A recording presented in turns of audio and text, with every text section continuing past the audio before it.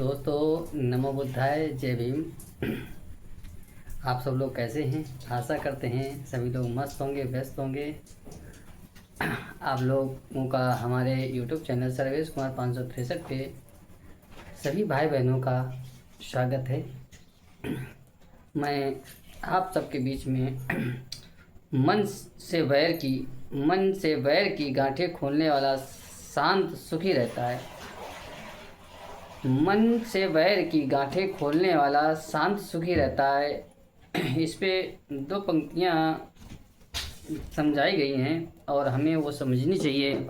और सबको मैं ये अपनी इन पंक्तियों के माध्यम से देना चाहते हैं कि मन से वैर की गांठें खोलने वाला शांत सुखी रहता है। मुझे गाली दी, मुझे डांटा, मुझे मारा, मुझे पराजित किया, उसने मुझे लूट लिया। जो व्यक्ति ऐसी गांठें मन में नहीं बनाए रखते हैं, उनका वैर शांत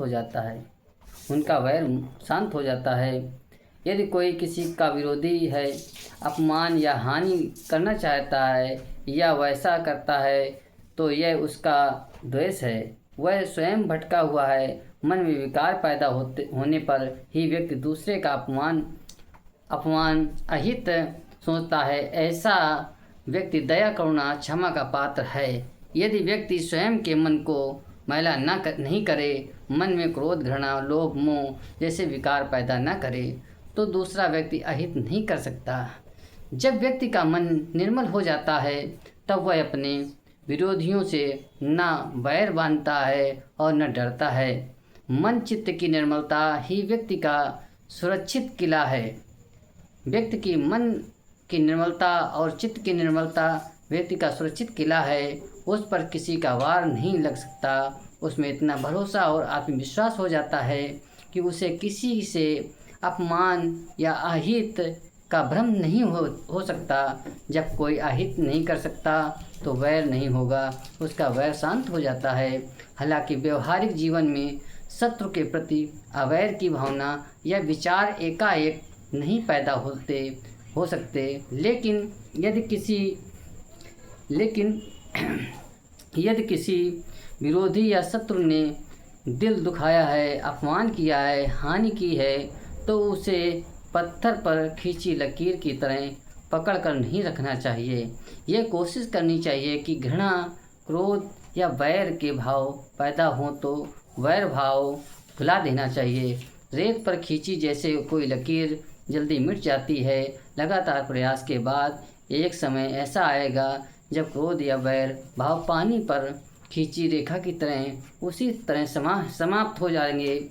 चित्त शांत हो जाएगा, वैर शांत हो जाएगा। इसलिए प्रयास यह करें कि किसी के द्वारा की गई आलोचना, निंदा, अपमान, हार की भावना को अपने अंदर मन में यह करें कि किसी के द्वारा की गई आलोचना, निंदा, अपमान, हार की भावना को अपने अंदर मन में कम से कम समय तक टिकने दें। वैर भाव, दुश्मनी के साथ जीवन जीना स्वयं के लिए बहुत दुखदायी होता है। हमारे चारों ओर जितना अधिक विरोध, वैर, दुश्मनी का घेरा बनाते हैं, उतना अधिक दुखी, अशांत रहते हैं। यह हमारे मन पर निर्भर करता है कि हम क्या चाहते हैं। ये तभी मन ही दशाएं, अवस्थाएं हैं जब हम सारे जगत के प्रति मैत्री भाव रखते हुए मित्र की तरह देखते हैं, तो जगत मित्र हो जाता है। सारा वैर समाप्त हो जाता है और हमें कोई दुखी नहीं कर सकता, हमें दूसरा कोई दुखी नहीं देख सकता। और कोई वैर भाव रखेगा तो यह उसके लिए ही दुखदायी होगा।